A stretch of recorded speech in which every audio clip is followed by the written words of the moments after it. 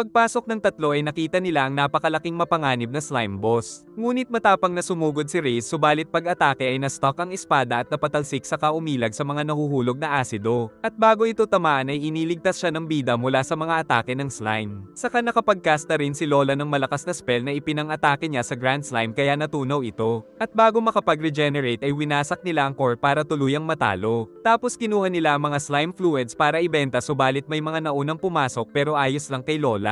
Dahil napansin na rin pala nito na merong sleeping gas trap doon na tinamaan ng mga loko kaya sila nakatulog. Kaya naman ang party nila Rent ang unang dumating sa destinasyon at binigyan sila ng mga katibayan na ipapakita sa guild receptionist bilang patunay na nagawa nila ang misyon. At binigyan sila ng mga potion dahil sila ang unang nakatapos ng misyon. Subalit may pinuntahan muna silang lugar sa loob ng labyrinth at nagtaka ang dalawang kasama kung ba't merong langit sa underground. At giit ng bida na ito ang klase ng mundo na kanilang tatahakin. Nagbalik na sila sa guild at binigay ang mga quest item kaya ganap na sila ngayong mga bronze rank adventurer. Saka nagpakita ang naging espiya sa labyrinth dahil may nagche-check pala ng pag-uugali ng mga kasali sa exam. Nagpasalamat ang magkapatid dahil nakapasa sila dahil sa bida at marami din silang natutunan. Subalit pagkaalis ng mga ito ay tila naghihinala na si Sheila sa katauhan niya kaya aalis na lang daw sa guild ang bida pero pinigilan siya nito. Dahil ayaw pa ring sabihin ni Rent ang katotohanan ay naghanda si Sheila ng magic contract kaya kapag pinagkalat niya ang sikreto ni Rent ay siguradong makakamtan niya ang malakas na magic penalty. Nagtaka din si Rent kung ba't nais siyang tulungan nito. Giit ni Sheila na isa kasi siya sa maraming natulungan nito noon.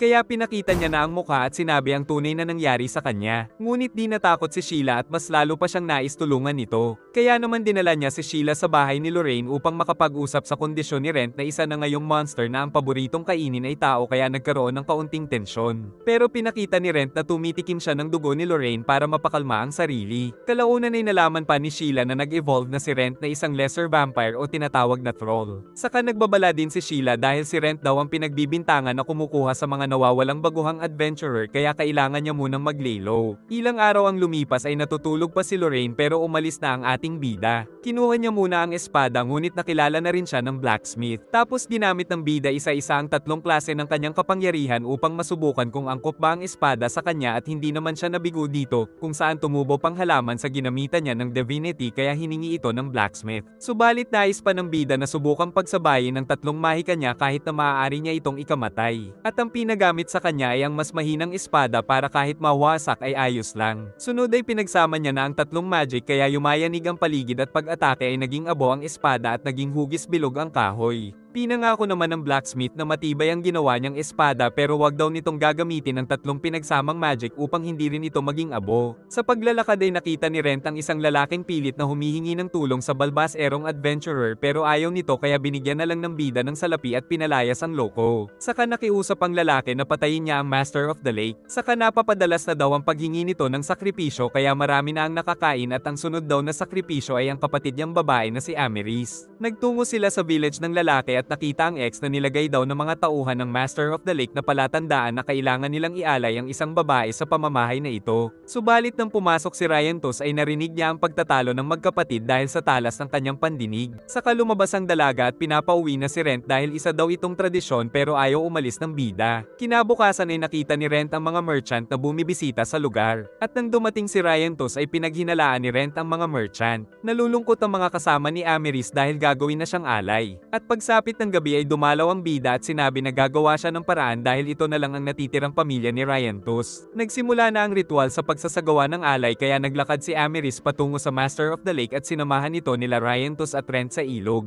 Tapos nagkaroon ng makapal na hamog at saka nagpakita ang Master of the Lake pero tinapon ni Rent ang orb nito at tumayo siya sa ibabaw ng tubig. Inatake sila nito ng fireball pero sumugod ang bida dahil nalaman niya na isa lang itong ilusyon at ang katotohanan ay isa lang itong malaking barko ng mga merchant na siyang kumukuha sa mga babae. Sinubukan siyang patayin ng mga ito subalit walang umubra at nang makasugod siya ay binanata ng mga ito. Kaya nakita ng magkapatid ang barko ng mga merchant. Kinabukasan ay iniharap ni Rent ang mga merchant sa mga tao. Kaya tinanong ng elder kung nasaan ang mga naunang babaeng ibinigay nila. Natakot ito kay Rent kaya umamin na balak nilang ibenta ang mga naunang bihag pero ang mga ito ay nakakulong pa ngayon sa kabila ng lake na ikinatuwa ng mga tao. Kaya bago umalis ang bida ay hinalikan siya ni Ameris. Subalit hindi pa rin nasolve ang misyon ng bida na hanapin ang mga nawawalang adventurer. Kinabukasan ay naisip ng bida na tumanggap naman ng quest hindi dahil sa pera kundi dahil nais niya talagang tumulong. Kaya tinulungan siya ni Sheila at ang napili nito ay ang pangunguha ng Dragon Blood Blossom Herb pero mapanganib ito. Nagtungo ang bida sa lugar at nakilala ang batang si Alice na nagpadala ng request. Ipinakilala siya nito sa iba pang mga bata na nasabik sa adventurer. Sinabi ng bida na di madaling kunin ang Dragon Blood Blossom. Nalaman ng bida na ang herb ay para sa may sakit na si Sister Lillian Jean na nagpapatakbo ng orphanage. Ngunit ayaw ay paalam ni Alice ang kanyang mapanganib na request kay Rent dahil di papayag si Sister Lillian. Nagtungo muna ang bida sa basement upang maglinis dahil may mga monster doon kaya binigyan niya ng sandata si Alice saka nakita ang mga monster daga at matapang siyang inatake ng pinuno nito pero natalo niya at naging kanyang pet. Kaya pag-uwi ay may dala na siyang daga dahil meron pala siyang kapangyarihan na magpaamo ng mga hayop. Pumayag si Lorraine na manirahan dito ang daga pero nais niya rin itong gawing test subject. Saka si Lorraine ang nagpangalan dito ng Edel. Nagpapalipas lang siya ng gabi dahil di niya kailangang matulog pero kailangan niyang tumigil sa pag-adventure para di siya paghinalaan. At kinabukasan ay agad na siyang nagtungo sa mapanganib na lugar kung saan niya kukunin ang herb kasama ang alaga. At mabuti na lang na wala siyang ibang kasama dahil mapanganib sa mga tao ang lason sa paligid nang bigla siyang pinagtitira ng mga matatalinong goblin. Subalit mabilis niya lang na tinalo ang mga ito dahil sa kanyang lakas. Naglakad siya sa tulay sa ilog na puno ng lason ngunit bigla siyang nahulog. Saka dumating ang isang halimaw na kinalaban niya habang nagpapasarap lang ang alaga. Si Sheila naman ay nagtanong kay Lorraine kung si Rent ba ang tumulong na malutas ang kaso tungkol sa Master of the Lake na human trafficking scheme pala ng mga merchant. Sinabi lang ng scholar na nais na lang ni Rent na hindi ito mabunyag upang hindi siya mapansin ng mga tao dahil ang nais lang ng bida ay ang maging mithril rank adventurer. Samantala kalaban na ni Rent ang Terrace K Dragon kaya tumalon siya at inatake ang mga lason nito subalit ng tamaan ay napakatigas ng armor. Mabuti na lang ay immune siya sa lason kaya ginamit niya ang bagong teknik subalit di pa rin umubra.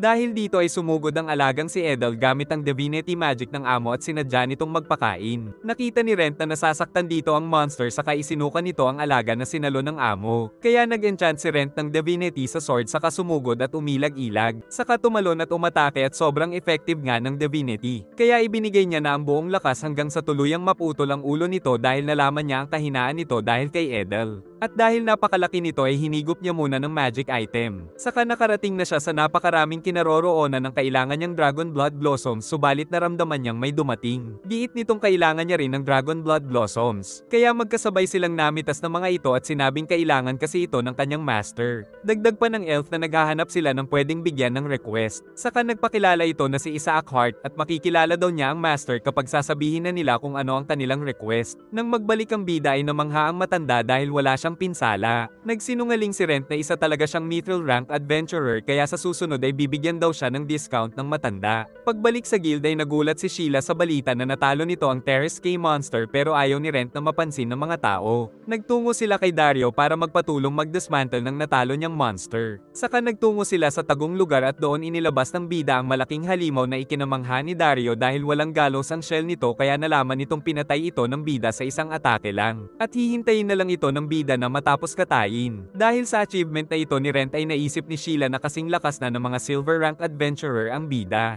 Ngunit habang mag-isa ay naisip ng bida na lumakas lang naman siya dahil naging isa siyang monster. Pero kung nais niyang magbalik sa pagiging tao ay mawawala naman ang kanyang lakas. Kinabukasan ay nagbalik siya upang ibigay ang herb na ikinatuwa ng herbalist at healer. Tapos kahit napakamahal ng presyo nito ay binigay na lang din ng bida at pinangako ng dalawa na gagamitin nila ito sa mga nangangailangan. Sinabi ng bida na si Edel na ang bahalang pumuksa ng mga halimaw sa basement kaya nagpasalamat si Alice na pangarap din daw maging isang adventurer ngunit kulang sa salapi. Pero handa daw siyang tulungan ni Rent at ibalik na lang daw nito ang pabor kapag naging isa na siyang adventurer. Pag-uwi ay sinabi ni Rent na may nais magpaturo kay Lorraine. Ngunit nagkapikunan ng dalawa kaya gagamitin daw sa bida ang bago nitong spell. Dahilan para mapilitan si Rent na bulahin ito ng bulahin para kumalma. Pero kinilig naman si Lorraine sa mga pinagsasabi ng bida kaya ipaghahanda daw nito si Rent ng pagkain na may patak ng kanyang dugo. Kinabukasan ay maaga siyang nagtungo sa guild nang sinabi ni Sheila na merong special request sa kanya. At nalaman ng bida na mula pala ito kay Isaac na naisip niyang isang servant ng Latul family. Giit ni Sheila na isang mahalagang pamilya daw ito sa kasaysayan ng Maalt kaya lahat ng generation ng mga naging guild master ay iginagalang ang pamilyang Latul. Dagdag pa ni Sheila na bawal bawal siyang tumanggi sa request pero wala naman balak tumakas ang bida kahit na mapanganib kung malalaman na isa siyang monster. Samantala ibinigay na ng herbalist kay Sister Lillian ang gamot mula sa Dragon Blood Blossom upang gumaling na ito sa karamdaman. Nagtungo naman si Ren sa malaking mansyon ng Latul family. Subalit kailangan niya pang dumaan sa malaking maze na nagbabago dahil sa magic tool bago siya makarating sa mansyon. Giit ng guard na kung sino ang makakatapos ng maze ay bibigyan daw ng magic tool ng Latul family. Kaya nang hingi siya ng advice at sinabi ng guard na wag daw siyang magbabase sa araw. Pagpasok ay naisip ng bida na kung makakuha siya ng magandang magic tool ay siguradong maaabot niya na ang mithril rank. Naglakad muna siya para pakiramdaman ng paligid sa kanilabas ang magic map pero di niya ito magamit sa maze. Kaya sa maghapon ay nagpaikot-ikot lang siya dahil walang direksyon na parang buhay ng marites mong kapitbahay. Sa kanyang paglalakad ay nakita niya ang isang bata na binigyan siya ng konting clue sa kaniyaya pa siya nitong magtsaa. Giit ng bata na ang teapot na gamit niya ay kusang nakakagawa ng anumang tsaa na nilagay na dito noon dahil isa itong magic tool. Dagdag pa nitong 200 years na daw mula nang mahanap ito sa labyrinth at nagkakahalaga ng mahigit sa 300 platinum coin na ikinagulat ng bida dahil parang bilyonaryo ka na nito. Ngunit nang makita ang mukha ni Rent ay nabigla ang bata pero ipinagsawalang bahala nito dahil mas interesado siya sa mas na isa ring magic tool na sinubukan nitong bilhin sa kanya. Nais sana ng bida kaso hindi niya ito matanggal pero kailangan niya rin ito para maitago ang kanyang mukha. Bago umalis ay nagsabi muli ng clue ang bata na umiwas daw siya sa araw. Kaya pinagmasdan niya ang araw nang bigla itong naglaho kaya sinubukan niyang batuhin at nalaman na merong teleportation. Subalit makalipas ang ilang minuto ay nawawala na naman siya. Gayunpaman ay nagpatuloy siya sa maze at inabot na siya ng hapon pero napagtagumpayan niya na rin ito. Saka nagpakilala na ang nakausap niya pala kanina ay ang head ng Latul family na si Laura. Dahil nakalagpas siya sa maze ay pinapapili siya ng isang magic tool na nasa mansyon pero ang nais ng bida ay ang ginamit nila upang makagawa ng maze pero di daw ito pwede. Nagtungo sila sa malawak na hagdan patungo sa underground at nang buksan ni Laura ang mga ilaw ay isang malaking pasilyo ang bumungad sa kanila kung saan nakalagay ang napakaraming magic tool na pagmamayari ng Latul family. Pinakita ni Laura ang isang bola na hindi humihinto sa pagtalbog dahil kahit mga ganitong bagay ay kinukolekta niya. Tapos nakakita si Rent ng isang modelo ng airship na natuwa siyang paglaruan. Pero nagdadalawang isip siyang piliin ito dahil isa lang itong laruan. Kaya tumingin muna siya ng iba't iba pang mga magic tool nang magulat siya sa picture at aksidenteng na-activate ang isang bagay na kusang nabuo na isang malaking armor at kaagad na sinuntok nito si Ren. Habang hinahanap ni Isaac ang controller nito ay kailangan niyang pigilan ng golem. Umatake pa ito ng malakas sa ating bida at muntik pang matapakan nito. Sumugod at hiniwa ni Ren ang isang kamay ng golem at hinanap ang magic word na nakasulat sa noo nito tulad ng sinabi ni Lorraine pero wala siyang nakita kaya nahuli siya nito at inihagis. Di pa rin nahahanap ang deactivation device kaya gagamitin na ni Ren ang pinakamalakas na teknik na ayaw sana niyang ipakita.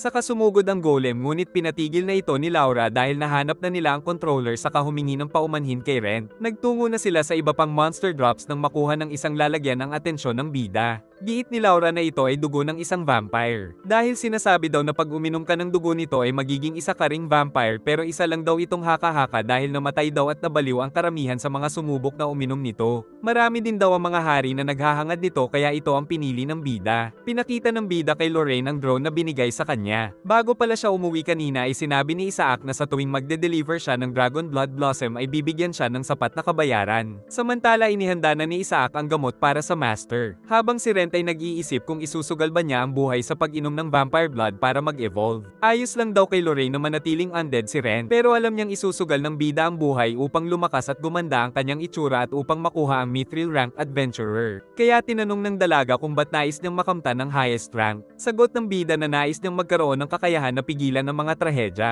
Noong bata pa siya ay trabaho ng kanyang ama ang maging tagakuha at tagabili ng mga bagay sa labas ng village. At pagsapit niya ng 5 ay isinama sila sa paglalakbay kung saan excited ang kaibigang si Jinlin na makita ang iba't ibang lugar. Subalit kwento ni Ren kay Lorraine na sa kanilang pag-uwi ay may umatake sa kanila kaya nadaganan ng karuwahe ang lola at ang mga magulang ay namatay sa pagkalaban sa halimaw kaya tumakbo sila sa malayo. Pero pinaglalaroan lang pala sila ng halimaw kaya pinabayaan silang tumakbo kanina. At pagsugod nito ay itinulak siya ng kaibigan kaya ito ang napatay. Ngunit nang papatayin na siya ay iniligtas ng isang mithril rank adventurer. Matapang ito na nakipaglaban sa high-level monster na napanood ni Ren at nagpatuloy ang kanilang matinding labanan hanggang sa gumamit ng malakas na atake ang adventurer kaya napinsala ang halimaw at pinili na lang na umalis. Subalit namatay na rin ang kaibigang si Jinlin. Kaya dahil dito ay pinangarap niyang maging pinakamalakas na adventurer. Kaya binigyan siya ng payo nito kung ano ang dapat niyang gawin upang maging malakas. Saka nagpakilala ang lalaki na si Wilfred Rocker na isang mithril rank adventurer. At kung sakaling maging isa siyang adventurer pagtanda ay nais daw siya nitong makita. Subalit ngayon ay na-stock na ang bida sa bronze rank. Kaya naman isusugal niya na ang buhay sa pag-inom ng vampire blood at binili na patayin siya ni Lorraine pag siya ay nabaliw.